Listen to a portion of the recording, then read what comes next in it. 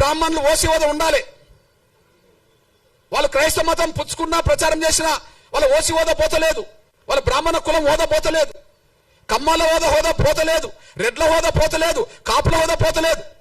చివరికి మా బీసీలు కొంతమంది ప్రచారకులు మత ప్రచారకులు అవుతే వాళ్ళ హోదా బీసీలు గానీ మంగళగానే ఉంటది.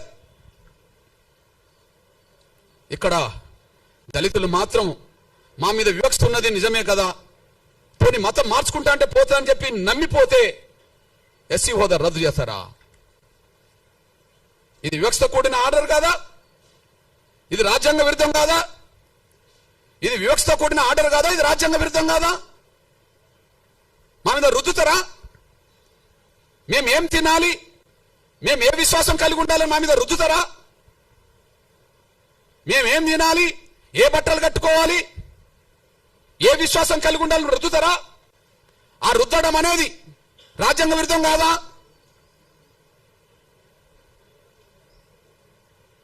మత స్వేచ్ఛ లేదని, ఎవరు కూడా హిందూ ధర్మంలోనే ఉండాలని కుల వ్యవస్థ రద్దు చేసి ఆర్టికల్ 25 తొలగించండి, మాకు అభ్యంతరం లేదు.